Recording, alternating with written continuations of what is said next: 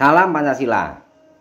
Kasus Hasto Kristianto, Sekjen PDIP yang dijadikan tersangka oleh KPK ini kasus hukum atau kasus politik.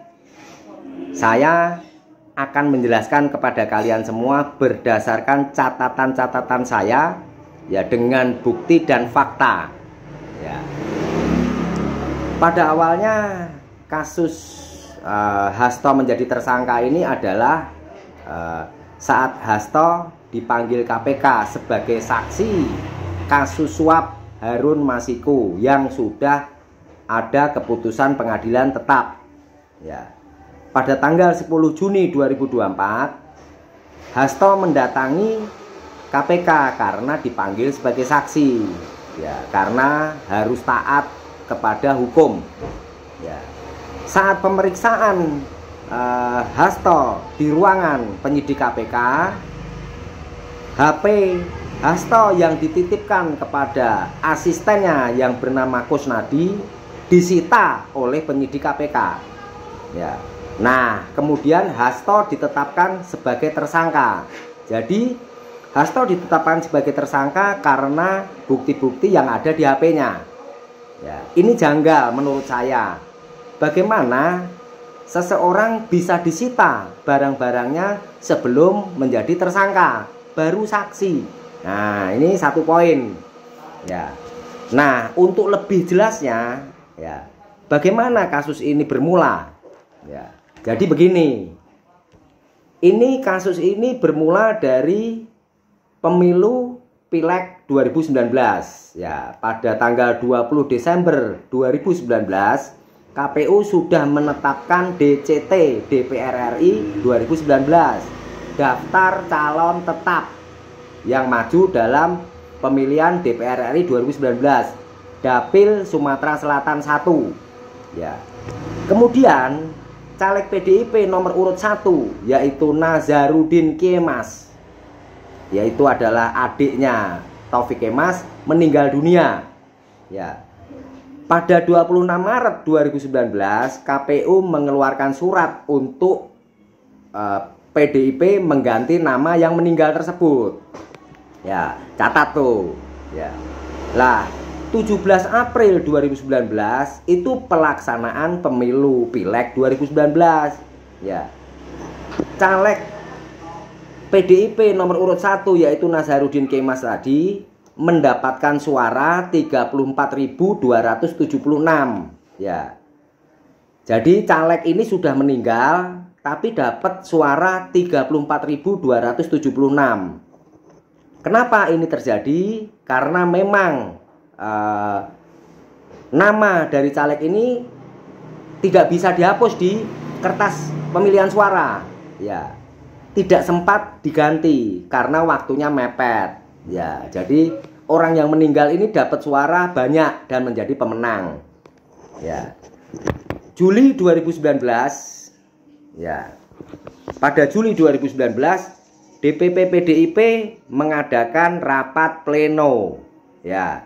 Untuk apa? Untuk menetapkan siapa yang berhak menggantikan Nazarudin Kemas tersebut, almarhum. Ya.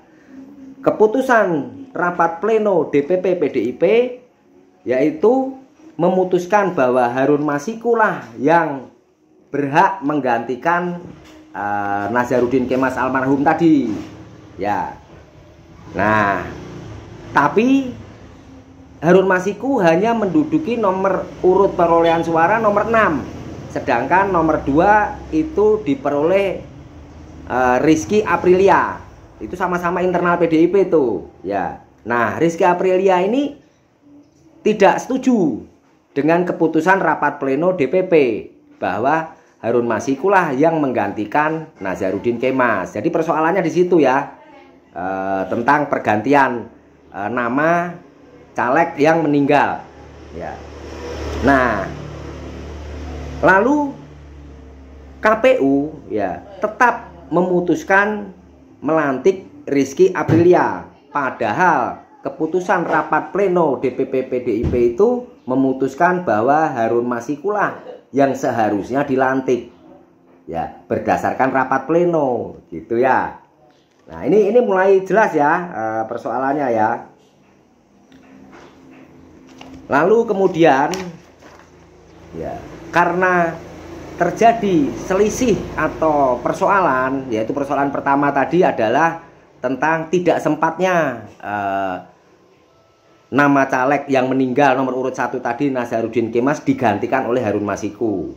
Ya, maka pemilihan legislatif DPR RI itu tetap berjalan dan suara almarhum mendapatkan 34.276 suara. Ya. Nah, kemudian rapat pleno DPP PDIP merekomendasikan Harun Masiku yang dilantik menggantikan Nazarudin Kemas tadi, tetapi Rizky Aprilia tidak terima dan KPU tetap menerbitkan surat keputusan bahwa Rizky Aprilia lah yang berhak menggantikan Nazarudin gitu. Jadi ini pertarungan antara peraturan KPU dan hasil rapat pleno DPP PDIP gitu ya. Nah, karena ada persoalan itu ya, kemudian Harun Masiku melakukan lobby ke komisioner KPU yaitu Wahyu Setiawan untuk membatalkan keputusan KPU tadi. Ya, jadi menurut Harun Masiku bisa dibatalkan oleh KPU sendiri dan disanggupi oleh Wahyu Setiawan dengan persyaratan minta dana operasional sebesar 900 juta rupiah ya untuk mengubah keputusan KPU tadi. Ya. Harun Masiku menyanggupi, maka dia mengirimkan uang 850 juta lewat staf DPP PDIP yang namanya Saiful Bahri. Ya. Uang tersebut diterima Wahyu Setiawan lewat anggota Bawaslu yang namanya adalah Agustiani Tio Fridelina. Nah, ya ini catatan saya ya. Ya, jadi anggota Bawaslu itu adalah kepercayaan KPU. Ya, jadi Agustiani ini anggota Bawaslu yang mana dia kepercayaannya komisioner KPU yang namanya Wahyu Setiawan. Ya. Terjadilah pertemuan di Resto Mall Pejaten Village. Ya. Wahyu Setiawan dan Agustiani Tio bertemu dengan Saiful Bahri yang bawa uang. Ya. Serah terima uang terjadilah di situ. Ya, dengan catatan Wahyu Setiawan menyanggupi mengubah keputusan KPU. Ya.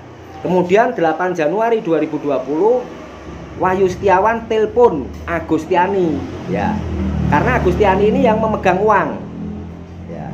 Jadi Wahyu Setiawan meminta transfer kepada Agustiani sebesar 50 juta ke rekening pribadi Wahyu Setiawan.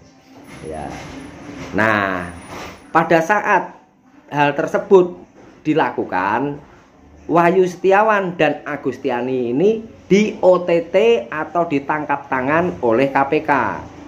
Ya, dengan barang bukti uang 38.350 dolar Singapura. Ya. Jadi pas OTT ini yang kena itu adalah Wahyu Setiawan komisioner KPU dan Agustiani itu anggota Bawaslu. Harun Masiku sebagai aktor utama kasus ini sudah lari ke Singapura 2 hari sebelum KPK melakukan tangkap tangan atau OTT.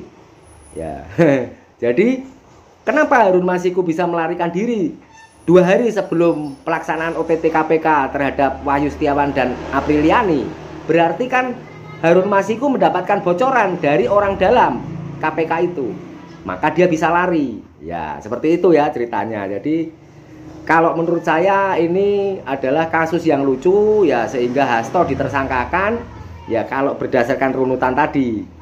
Ya, tapi menurut kalian ini kasus seperti apa? Silahkan kalian berpendapat sendiri. Ya, ini kasus murni hukum atau murni politik? Kalau menurut saya murni politik. Ya, oke. Ayo kita beradu IQ. Peci merah sang Pancasila, IQ tinggi. Merdeka.